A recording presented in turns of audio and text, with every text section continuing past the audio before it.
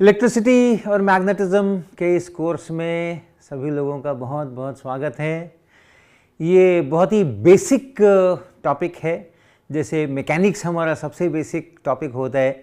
कभी भी हम पढ़ाई शुरू करते हैं साइंस की तो मोशन और स्पीड और वेलोसिटी यहाँ से शुरू करते हैं, न्यूटन्स लॉ आते हैं। उसी तरीके से लगभग उतना ही बेसिक इसका भी इम्पोर्टेंस है इलेक्ट्रिसिटी का, मैग्नेटिज्म का। एकदम शुरुआत में क्लास 6 में, क्लास 7 में आपको ध्यान होगा वो चैप्टर्स ज़रूर पढ़े होंगे। आवेश दो प्रकार के होते हैं, धनात्मक ऋणात्मक, और धनात्मक आवेश जो हैं और ऋणात्मक आवेश आपस में समान अगर हैं तो प्रतिकर्षित करते हैं, रिपल्शन करते हैं, और विपरीत हैं तो आकर्षण करते हैं। ये सब बातें आपने बहुत सारी क्लास 6 वगैरह से ही शुरू हो जाता है इलेक्ट्रिसिटी का और मैग्नेटिज्म का, मैग्नेट के बारे में, उसके पोल्स होते हैं और क्या होता है। तो बहुत ही बेसिक कोर्स है और बहुत बहुत महत्वपूर्ण भी है, बहुत अच्छा भी है, बहुत इंटरेस्टिंग भी है, उसका बहुत सारे एप्लीकेशंस भी है, आप जानते ही हैं। आज सारी गतिविधियां जो चलती हैं वो इन इलेक्ट्रॉन्स के प्रवाह के ही कारण से चलती हैं, ऐसा भी कह दें हम तो बहुत ज़्यादा अतिशयोक्ति नहीं होगी। जितने प्रकार के सर्किट्स होते हैं, जितने प्रकार के आपके घरों के एप्लायंसेस होते हैं, जितने प्रकार के कंप्यूटर्स, मोबाइल्स होते हैं, जितने प्रकार के वायरलेस के सिस्टम्स होते हैं, उन सब के अंदर में कहीं ना कहीं ये इलेक्ट्रॉन्स का प्रवाह ही होता है। ये करेंट्स ही होते हैं, मैग्नेटिक फील्ड्स होते हैं, उसके कंपोनेंट्स बनाते हैं हम लोग तरह तरह के, कभी रेसिस्टर, कभी कैपेसिटर, कभी इंडक्टर, कभी आईसी के अंदर में भांति भांति के ट्रांजिस्टर, सर्किट्स। तो ये सारा जो इलेक्ट्रिसिटी मैग्नेटिज्म का मामला है वो हम उसके अंदर पूरी तरह से समझो कि ज़िंदगी जी रहे हैं, पूरी तरह से। तो इस पर्टिकुलर कोर्स में जिसमें कि हम लोग इलेक्ट्रिसिटी मैग्नेटिज्म की थ्योरी की बात करेंगे और बीच बीच में कभी कभी कुछ उसके एक्सपेरिमेंट्स भी अगर हम कर पाए तो करेंगे। इसके अंदर हम लोग किन चीज़ों की बात करने वाले हैं? सबसे पहले अपने इलेक्ट्रॉन्स की बात करने वाले हैं। मोस्ट ऑफ इट जो है वो सारा सब कुछ इलेक्ट्रॉन्स के कारण से। दुनिया किस चीज़ से बनी है, इसका जब हम लोग शुरू में बच्चों को बताते हैं तो आता है कि वो मटेरियल्स होते हैं। हर प्रकार के मटेरियल्स के अंदर में एटम्स होते हैं, मॉलिक्यूल्स होते हैं, उसके अंदर में वो नाभिक होते हैं, न्यूक्लियस होते हैं, और इलेक्ट्रॉन्स जो हैं वो उसके आसपास इर्द गिर्द मंडराते हैं। तो प्रोटॉन्स नाभिक के अंदर में, इलेक्ट्रॉन्स नाभिक के बाहर में, न्यूट्रॉन्स जिनको इलेक्ट्रिसिटी मैग्नेटिज्म में ज़्यादा दखल नहीं है बिल्कुल है, नहीं है ऐसी बात नहीं है। न्यूट्रॉन का भी अपना एक, जिसको मैग्नेटिक मोमेंट कहते हैं हम, न्यूट्रॉन में भी मैग्नेटिक मोमेंट होता है, यद्यपि उसमें चार्ज नहीं होता है फिर भी। लेकिन कुल मिलाकर जिसको अभी हम लोग जिस लेवल पे, जिस स्केल पे हम इलेक्ट्रिसिटी मैग्नेटिज्म की बात करने जा रहे हैं, न्यूट्रॉन्स का रोल तो थोड़ा कम है, लेकिन हाँ प्रोटॉन्स का और इलेक्ट्रॉन्स का रोल है। तो हमारी दुनिया किन चीज़ों से बनी है? इलेक्ट्रॉन्स, न्यूट्रॉन्स, प्रोटॉन्स से बनी है लार्जली। इलेक्ट्रॉन्स के ऊपर नेगेटिव चार्जेस, प्रोटॉन्स के ऊपर पॉजिटिव चार्जेस। कोई मटेरियल है तो अमूमन जैसे मेरे हाथ में चौक है तो उसमें कुल मिला करके जितने प्रोटॉन्स होंगे कुल मिला के ऑलमोस्ट उतने ही इलेक्ट्रॉन्स भी होंगे, तो इसलिए वो न्यूट्रल है, पूरा मिल करके कोई चार्ज नहीं है ऐसा। लेकिन कुल मिलाकर के चार्ज नहीं है, उसके बावजूद भी ये बहुत सारा इफेक्ट्स चार्ज वाला शो अप करता है। मैंने अगर अपने फिंगर्स के अंदर में, अपने उंगलियों के अंदर में इस चौक को पकड़ के रखा है और ये चौक नहीं गिर रही है, मैं अगर अपनी उंगलियों से इस चौक के ऊपर फोर्स लगा रखा हूं तो वो फोर्स कहाँ से आ रहा है? हमारी उंगलियों के अंदर में यहाँ जो इलेक्ट्रॉन्स हैं स्किन के ऊपर, और इस चौक के सरफेस पर जो इलेक्ट्रॉन्स हैं, उनका आपस में जो इंटरैक्शन है, वहीं से वो फोर्स मैं जनरेट कर रहा हूँ जिससे मैं इसको पकड़ करके रखा हूँ। तो यद्यपि हमारे फिंगर्स भी न्यूट्रल हैं, यद्यपि ये एक चौक भी न्यूट्रल है, लेकिन फिर भी न्यूट्रल होने के बावजूद भी इसमें हमारे जो इलेक्ट्रॉन्स हैं, प्रोटॉन्स के साथ में इलेक्ट्रॉन्स है तभी वो न्यूट्रल है, और इस चौक में जो इलेक्ट्रॉन्स हैं उनके बीच जो फोर्सेस हैं उन्हीं से ये हम पकड़ पाते हैं। तो न्यूट्रल होने के बावजूद भी इलेक्ट्रिकल फोर्सेस और मैग्नेटिक फोर्सेस ये लग सकते हैं। ये बहुत महत्वपूर्ण बात है। इसीलिए हम खड़े होते हैं, इसीलिए हम बैठते हैं, इसीलिए हम पानी पीते हैं, इसीलिए हम चीज़ों को पकड़ते हैं। ये सारे जितने कांटेक्ट के फोर्सेस हैं, किताब अगर टेबल पर रहती है तो हम कहते हैं नॉर्मल फोर्स लग गया। ये सारे जो कांटेक्ट के फोर्सेस हैं वो इन इलेक्ट्रिक और मैग्नेटिक इंटरैक्शंस के कारण से ही होते हैं। तो एक तो ये इलेक्ट्रॉन्स, प्रोटॉन्स, न्यूट्रॉन्स हो गए। उसके अलावा हम क्या देखते हैं? उसके अलावा हम एक चीज़ बहुत ज़्यादा देखते हैं, वो है लाइट। लाइट हम पैदा भी करते हैं अपने बल्ब वगैरह जला के, ट्यूबलाइट जला करके, और सूरज भगवान तो देते ही देते हैं अपने को लाइट दुनिया भर की। तो ये जो लाइट है वो भी इलेक्ट्रिक फील्ड और मैग्नेटिक फील्ड का कॉम्बिनेशन है। तो कहीं ना कहीं इलेक्ट्रिसिटी और मैग्नेटिज्म वहाँ भी आ रहा है। तो हम चर्चाएं जो करेंगे वो इलेक्ट्रिक फील्ड, मैग्नेटिक फील्ड की चर्चाएं करेंगे। हम चार्जेस की चर्चाएं करेंगे। चार्जेस रेस्ट में होते हैं तो एक प्रकार से फील्ड्स क्रिएट करते हैं, चार्जेस मोशन में होते हैं तो दूसरे प्रकार से फील्ड क्रिएट करते हैं। तो charges at rest and charges in motion, ये हमारा एक तरीके का सोर्स है। और वो क्या पैदा करते हैं? वो फील्ड्स पैदा करते हैं, इलेक्ट्रिक फील्ड और मैग्नेटिक फील्ड पैदा करते हैं। वो हमारी एक दूसरी फिजिकल एंटिटी है, वो हमारी एक दूसरी फिजिकल एंटिटी है।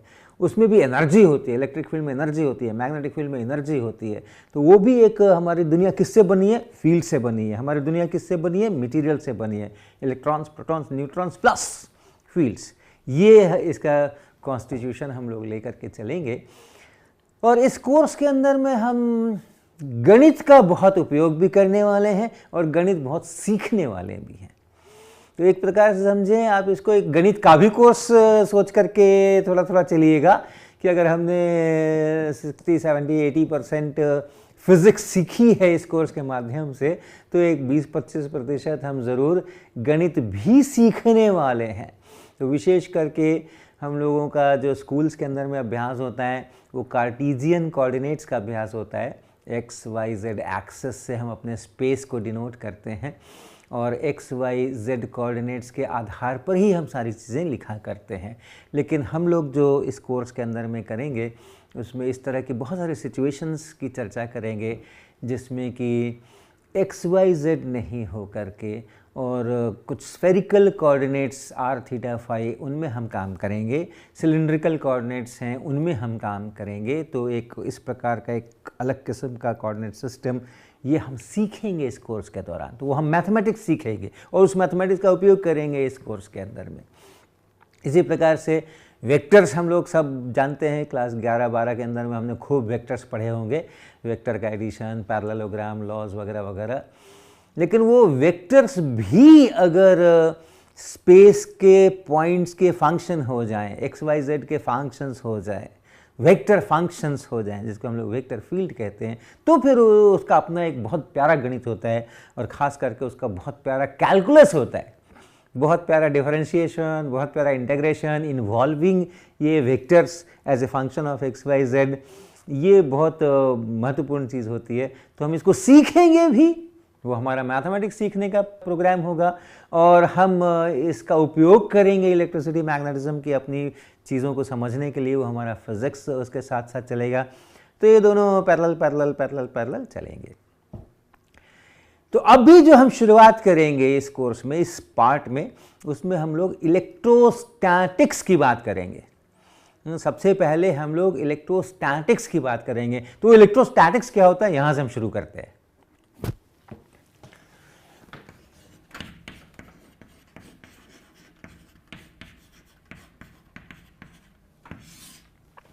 तो कूलम्स लॉ आप सब जानते हैं।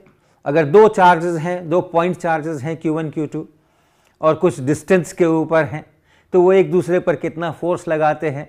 तो हम लोग कहते हैं कि अगर एक पॉइंट चार्ज है यहाँ पे Q1, दूसरा पॉइंट चार्ज है यहाँ पर Q2 और उनके बीच का डिस्टेंस जो है वो अगर R है। अब पॉइंट चार्ज अपने आप में शब्द भी थोड़ा आप समझ के रखिए कि इसका मतलब क्या है।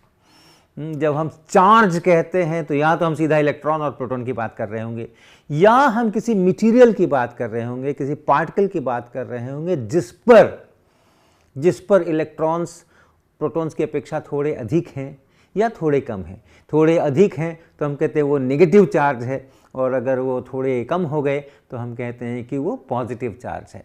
तो वो जो मटेरियल है जिस पर ये चार्ज है, उस मटेरियल का अपना एक डायमेंशन होगा, उस मटेरियल का अपना एक शेप होगा, उस मटेरियल का अपना एक साइज़ होगा। तो अगर ये चार्ज हम कहते हैं Q1, तो ये Q1 किसी न किसी कण के ऊपर होगा, किसी पार्टिकल के ऊपर होगा। तो अगर वो पार्टिकल का अपना जो साइज़ है वो साइज़ और इस पार्टिकल का अपना जो साइज़ है वो साइज़ इस डिस्टेंस की अपेक्षा बहुत छोटा हो, जिन भी डिस्टेंसेस की बात हम करने वाले हैं उस पूरे प्रॉब्लम में, जिस भी प्रकार के डिस्टेंसेस की बात हम करने वाले हैं उसकी तुलना में अगर इसका साइज बहुत छोटा है, जिस पार्टिकल पर ये चार्ज है उसका साइज बहुत छोटा है, जिस पार्टिकल पर ये चार्ज है उसका साइज बहुत छोटा है, तब हम कहेंगे ये पॉइंट चार्जेस हैं। और इस कोर्स के अंदर में हम कोई क्वांटम फिनोमेना नहीं करने वाले हैं। हम जो कुछ भी करने वाले हैं उसमें बहुत छोटे साइज में जाके जो क्वांटम इफेक्ट्स होते हैं उनकी चर्चा हम नहीं करने वाले हैं। तो हम चर्चाएं करेंगे, सिंगल इलेक्ट्रॉन की भी चर्चा करेंगे, लेकिन कहीं क्वांटम इफेक्ट आने वाला है उसकी चर्चा हम नहीं करेंगे। तो अमूमन आप मान के चलिए कि हमारे जो पार्टिकल्स हैं, जब हम कहते हैं पॉइंट चार्ज, तो वो जो पार्टिकल है जिसके ऊपर वो चार्ज है वो पार्टिकल भी थोड़ा साइज है उसके अंदर में, उसमें भी 20-30 हज़ार इलेक्ट्रॉन्स की बहुतायत है या उसकी कमी है। तो हमारे चार्जेस जो हैं वो एकदम बिल्कुल 1.6 × 10⁻⁻19 कूलम टाइप के नहीं होंगे, वो नैनो कूलम टाइप के होंगे या माइक्रो कूलम टाइप के होंगे या मिली कूलम टाइप के होंगे। तो यानी वो आप सोच के चलिएगा कि हम लोग क्लासिकल इलेक्ट्रोमैग्नेटिज्म कर रहे हैं। तो इसलिए एकदम छोटे छोटे उसके अंदर में हम नहीं जाएंगे। हमारा पॉइंट जो है वो हमेशा एक बड़ा सा पॉइंट होगा, मोटा सा पॉइंट होगा, लेकिन वो मोटा सा पॉइंट जो बाकी के डिस्टेंसेस हैं उस सिचुएशन में उनकी तुलना में बहुत कम होगा, तो उसको हम लोग कहेंगे पॉइंट पार्टिकल्स। तो अगर आपके इस तरह के दो पॉइंट पार्टिकल्स हैं जिस पर चार्जेस Q1 Q2 हैं, तो आप जानते हैं कूलम्स लॉ,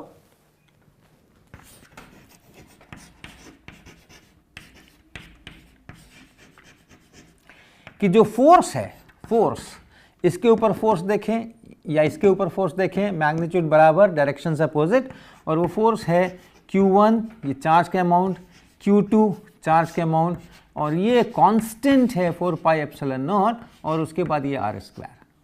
ये कूलम्स लॉ हम लोग कहते हैं। अगर दोनों के चार्जेस के साइन सेम हों, दोनों पॉजिटिव हों या दोनों नेगेटिव हों, तो ये रिपल्शन है, इस पर इधर फोर्स, इस पर इधर फोर्स, और अगर अपोजिट हो तो ये अट्रैक्शन है, इस पर इधर फोर्स और इस पर इधर फोर्स। तो ये हम लोग कूलम्स लॉ कहते हैं। अब इस कूलम्स लॉ में भी कई सारी चीज़ें सोचने जानने की हैं। पहले तो हम इसको वेक्टर फॉर्म में लिखना चाहते हैं, इसको हम वेक्टर फॉर्म में लिखना चाहते हैं। और हम क्या करेंगे, हम कहेंगे कि हमारे पास में एक एक्सेस सिस्टम है, XYZ एक्सेस है, इस तरह से XYZ एक्सेस है। ये अगर हमने X एक्सेस कहा और ये अगर हमने Y एक्सेस कहा, तो ये Z एक्सेस बाहर की तरफ आता हुआ ऐसा ये XYZ एक्सेस है।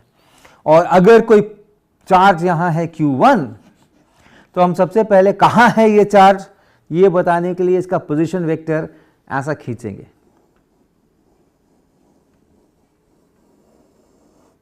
ये इसका पोजीशन वेक्टर खींचेंगे और इस पोजीशन वेक्टर का हम कोई नाम देंगे।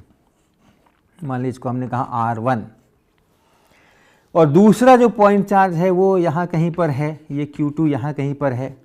तो वैसी हालत में उसका भी स्थान बताने के लिए हम एक दूसरा पोजीशन वेक्टर उसी ओरिजिन से खींचेंगे और हम कहेंगे कि ये जो है ये पॉइंट चार्ज यहाँ है, इसका पोजीशन वेक्टर ये R2 है।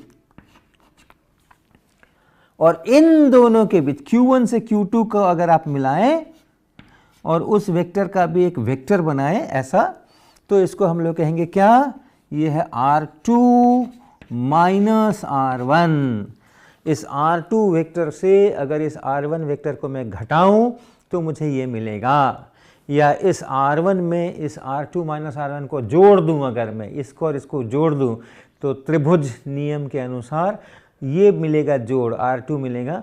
और यहाँ आप देखें ये R1 और ये माइनस R1 कट करके ये R2 बचता है, ये वेक्टर प्लस ये वेक्टर बराबर ये वेक्टर। तो अगर हमें Q2 पर फोर्स लिखना है, अगर हमें लिखना है force on Q2 due to Q1, ये लिखना है तो हम कैसा लिखेंगे, ये फोर्स हम कैसा लिखेंगे, ये हम कहेंगे Q1 Q2 तो हम कह ही देंगे पहले, और 4 पाई एप्सिलॉन नॉट भी कह देंगे। और अब यहाँ जो डिस्टेंस है, ये जो डिस्टेंस है, ये डिस्टेंस दोनों के बीच में, वो डिस्टेंस इस वेक्टर का मैग्नीट्यूड है, इस वेक्टर का मैग्नीट्यूड है। तो उसको हम लोग कह सकते हैं मॉड, ऐसा जो लाइन लिखते हैं R2 माइनस R1, ऐसा ये मैग्नीट्यूड हुआ, और उसका स्क्वायर है तो ये इसका स्क्वायर हुआ। तो ये फोर्स का मैग्नीट्यूड बना, इस पर लगने वाले फोर्स का ये मैग्नीट्यूड बना Q1 Q2 by 4 pi epsilon not, R का स्क्वायर, छोटा r यहाँ पे इन दोनों के बीच की दूरी है, हमारे यहाँ पे ये दोनों के बीच की दूरी है, यानी इस वेक्टर का मैग्नीट्यूड है वो, इसलिए इसको ऐसा लिखा स्क्वायर। लेकिन अभी डायरेक्शन देना है, ये बाहर की तरफ, इस तरफ, इस R2 माइनस R1 के ही डायरेक्शन में अगर हमें एक यूनिट वेक्टर बना है तो वो यूनिट वेक्टर मुझे यहाँ डालना पड़ेगा, तब उसका डायरेक्शन बनेगा। और वो डालने का एक सिंपल तरीका है कि आप यहाँ पे R2 माइनस R1 वेक्टर ही रख दीजिए और उसको भाग लगा दीजिए, किससे, इसको आप भाग लगा दीजिए मॉड R2 माइनस R1 से।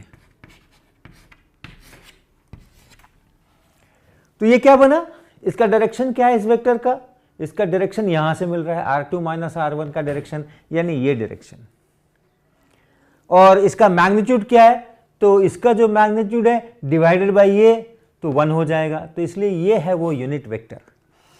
तो आप इसको इसके साथ मिला लीजिए, इसको इसके साथ मिला लीजिए और आप इसको लिख सकते हैं Q1 Q2 और R2 माइनस R1 वेक्टर यहाँ पे divided by 4 pi epsilon not, और R2 माइनस R1 इसके मैग्नीट्यूड का क्यूब।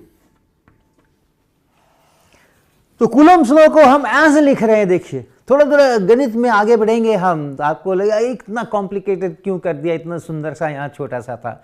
लेकिन आप ये भी सोचिएगा कि इस कोर्स में मैंने शुरू में ही अपने जो एम्स तय किए हैं उसमें ये भी मैंने एम तय किया है कि आपको फिजिक्स के साथ साथ मैथमेटिक्स का भी अभ्यास कराएं, गणित का भी अभ्यास कराएं। तो थोड़ा अभ्यास करिए वेक्टर्स का, इसका उसका। ये है हमारा कूलम्ब्स लॉ। और ये कूलम्ब्स लॉ तो है, लेकिन इसके साथ में एक दूसरी बड़ी प्यारी सी चीज़ है कि ये कूलम्ब्स लॉ में थोड़ी प्रॉब्लम है।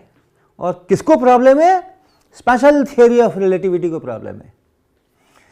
आप में से बहुत लोगों ने स्पेशल थ्योरी ऑफ रिलेटिविटी पढ़ी होगी किताबों में, अपने कोर्सेज में, मैंने जो ऑनलाइन कोर्स दे रखे हैं उसके अंदर में पढ़ी होंगी, और आप जानते होंगे उसका एक बहुत महत्वपूर्ण रिजल्ट है कि आप किसी भी इंफॉर्मेशन को जो speed of light in vacuum है उससे ज़्यादा तेज़ी से नहीं भेज सकते हैं। तो इसको हम अभी इस्तेमाल करने वाले हैं। कोई भी मटेरियल पार्टिकल c वेलोसिटी से ज़्यादा वेलोसिटी से नहीं चला सकते हैं। किसी भी प्रकार का यहाँ कुछ हुआ डिस्टर्बेंस, उसकी सूचना किसी दूसरी जगह अगर पहुँचनी है तो वो c से ज़्यादा स्पीड से नहीं पहुँच सकती है। इसको हम लोग अभी इस्तेमाल करने वाले हैं। तो आप फर्ज कीजिए आपके पास दो पार्टिकल्स हैं Q1 और Q2, और ये जो दो पार्टिकल्स हैं ये बहुत हाइपोथेटिकल कंडीशन है, लेकिन मैं थ्योरी की बात कर रहा हूँ। फर्ज कीजिए कि इसके बीच की जो दूरी है वो 1 लाइट ईयर है। 1 लाइट ईयर के इसके बीच की दूरी है, और इसके आधार के ऊपर इस पर कुछ फोर्स है, उस पर कुछ फोर्स है। तो इस पर कुछ फोर्स है जो कि F, जिसका मैग्नीट्यूड है Q1 Q2 बटा 4 pi epsilon not R square, मान ले इस साइड में, और इस पर भी उतना ही फोर्स है, सेम फोर्स है Q1 Q2 और divided by 4 pi epsilon not R square इस तरफ को। ठीक, बहुत बढ़िया, कोई प्रॉब्लम नहीं है। दोनों फोर्सेस बराबर हैं मैग्नीट्यूड के अंदर में, अपोजिट है डायरेक्शन के अंदर में, न्यूटन्स थर्ड लॉ का पालन हो रहा है। और Newton's third law linear momentum के कंजर्वेशन से संबंधित है। लीनियर मोमेंटम के कंजर्वेशन का जो प्रिंसिपल है वो न्यूटन के थर्ड लॉ से आता है, ऐसा आप कह सकते हैं। दोनों में बहुत गहरा रिश्ता है। तो ये न्यूटन्स थर्ड लॉ यहाँ पर ठीक ठाक, इसलिए कंजर्वेशन ऑफ लीनियर मोमेंटम भी यहाँ पर ठीक ठाक, सब कुछ बढ़िया। अब फर्ज कीजिए कि आज की तारीख में हमने इस सिचुएशन को गड़बड़ किया, इस सिचुएशन को बदला। और आज की तारीख में कोई एक तारीख आप पिक कर लीजिए, मान लीजिए इट इज लेट्स से 1 मई 2050। फर्ज करो कि 1 मई 2050 का ये सिचुएशन डिस्क्राइब्ड है। और इस दिन हमने क्या किया, इस Q2 को थोड़ा खिसका दिया। इस Q2 को यहां से हमने थोड़ा खिसका करके इसको यहां ले आए। इस Q2 को हम यहां उठा के ले आए इस तारीख को। और अब जो डिस्टेंस है, ये डिस्टेंस 1 लाइट ईयर, इसको अगर आप r बोलते हैं तो अब उस r में से अब ये डिस्टेंस डेल्टा r कम हो गया। अभी ये डिस्टेंस 1 लाइट ईयर इतना था यहां तक, और अब हमने खिसका दिया उसको, थोड़ा सा खिसकाया, कुछ मीटर्स, केवल कुछ मीटर्स। और कुछ मीटर्स खिसकाने में मुझे केवल को कुछ सेकंड्स लगेंगे। कुछ सेकंड में मैंने इसको यहां से खिसका करके यहां ले आया। तो ये सारी प्रक्रिया 1 मई 2050 को ही पूरी हो गई। तो अब इस पर फोर्स कितना हो जाना चाहिए, इस पर फोर्स कितना हो जाना चाहिए, तो या इस पर फोर्स कितना हो जाना चाहिए, Q1 पे पहले बात करें। इस पर फोर्स कितना हो जाना चाहिए, अब इस पर फोर्स हो जाना चाहिए, नया फोर्स जो है वो हो जाना चाहिए Q1 Q2 divided by 4 pi epsilon not, और r माइनस डेल्टा, ये डिस्टेंस हो गया है इसका स्क्वायर, इतना हो जाना चाहिए। Coulomb's law, Q1 Q2 4 pi epsilon not distance square. अब डिस्टेंस घट के इतना हो गया तो फोर्स बराबर इतना हो गया। लेकिन अगर यहां फोर्स बढ़ गया है, पहले इतना था अब इतना हो गया है, अगर यहां फोर्स बढ़ गया तो यहां पे यह सूचना पहुंच गई कि Q2 जो है वो खिसक गया है मेरी ओर। फोर्स बढ़ गया यानी डिस्टेंस घट गया, डिस्टेंस घट गया यानी ये Q2 को खिसकाने की प्रक्रिया कर ली गई, ये सूचना यहां पहुंच गई। लेकिन ये सूचना यहां पर 1 मई 2051 के पहले नहीं पहुंच सकती है, स्पेशल थियरी ऑफ रिलेटिविटी। अगर यहां हमने कुछ किया है तो उसकी खबर यहां तक पहुंचने में समय लगने वाला है। कोई भी इंफॉर्मेशन c से ज्यादा स्पीड से नहीं भेजा जा सकता है।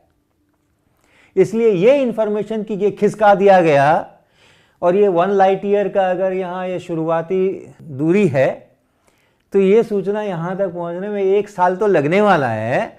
और इसलिए वो 1 मई 2051 के पहले इसको ये खबर नहीं लगने वाली है। तो अगर हम मान लो बात करते हैं जून 2050 की, 1 जून 2050 की बात करते हैं, तो ये फोर्स इतना नहीं है,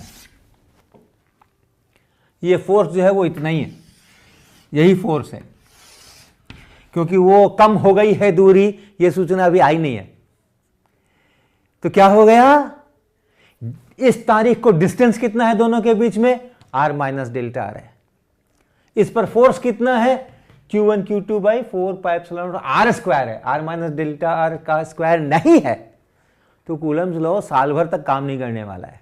हाँ, साल भर के बाद काम करेगा, जब उसकी सूचना यहां पहुंच जाएगी उसके बाद हाँ डिस्टेंस कम हो गई है तो फोर्स ज्यादा होना चाहिए, हो जाएगा।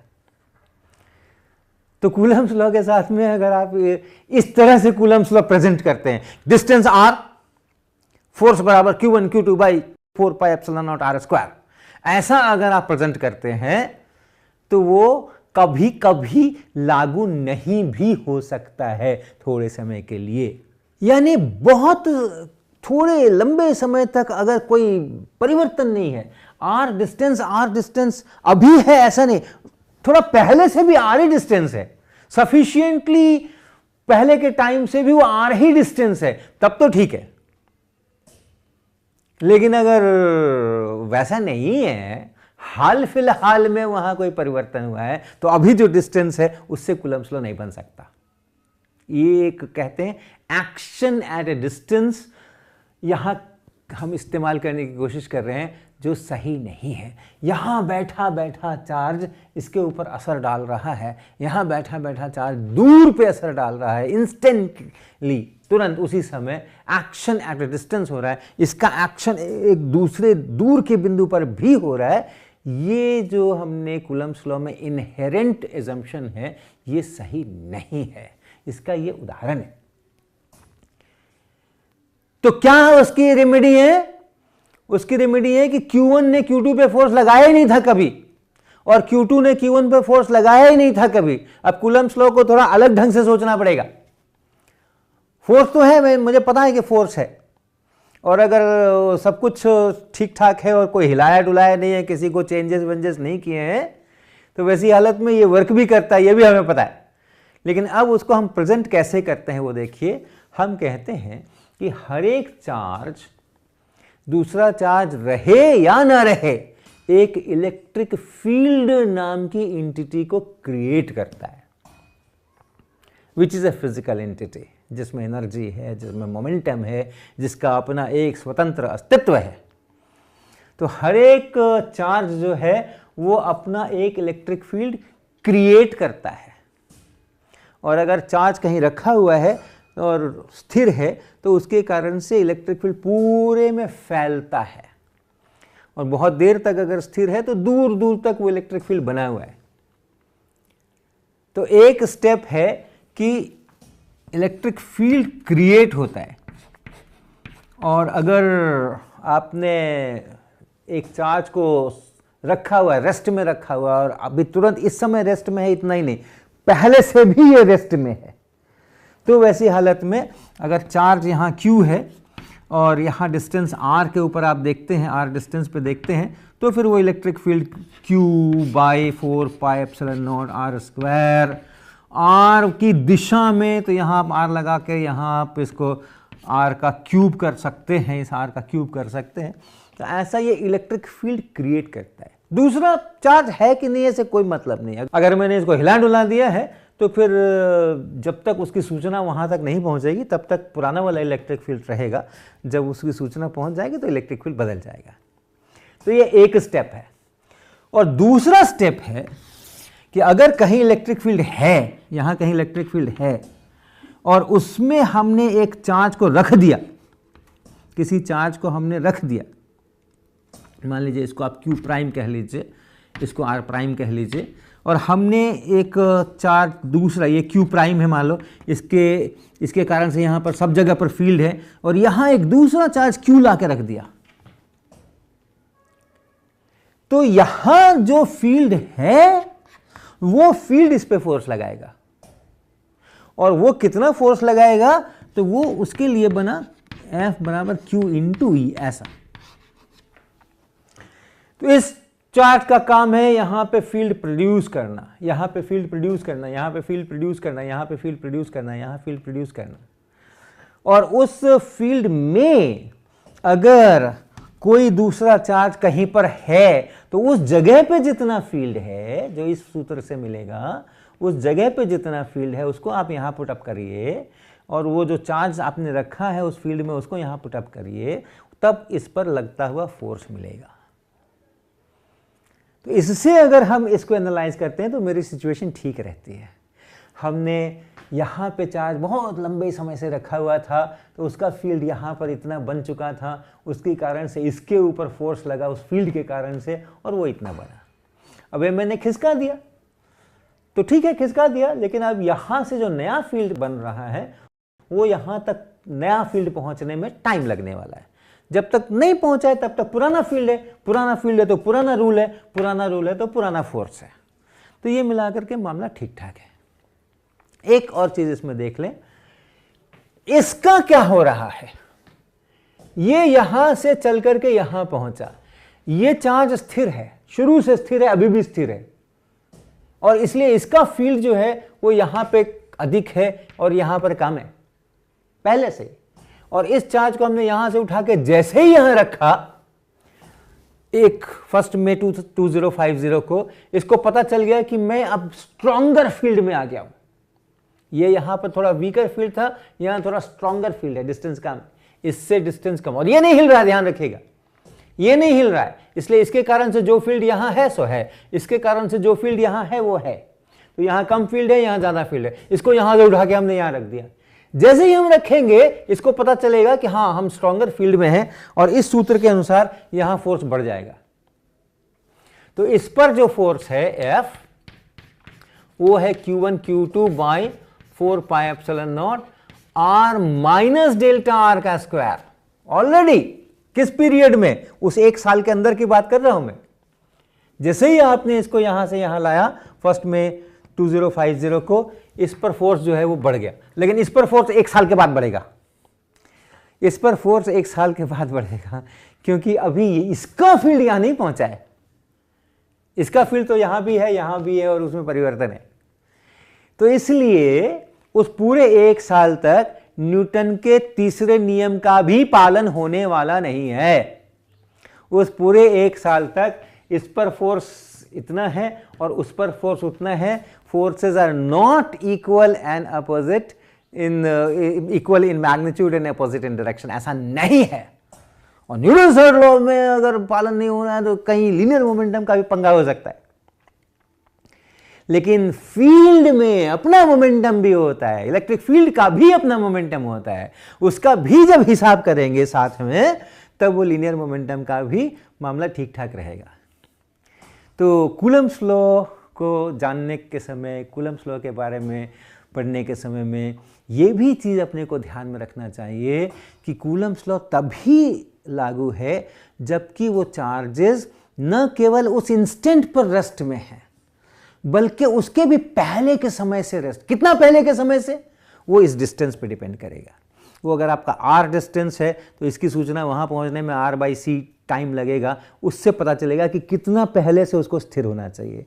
तो अगर चार्जेस स्थिर हैं, रेस्ट में हैं और ठीक ठाक समय से, सफिशिएंट टाइम से रेस्ट में हैं, तब जो उन पर फोर्सेस लगते हैं वो हम कूलम्ब्स लॉ की सहायता से बता सकते हैं। उसमें जो फील्ड्स पैदा होते हैं वो हम कूलम्ब्स लॉ से, जो फील्ड का ये डेफिनेशन निकल के आ रहा है, इससे हम बता सकते हैं। ऐसे जो फील्ड्स होते हैं उनको हम लोग इलेक्ट्रोस्टैटिक फील्ड कहते हैं।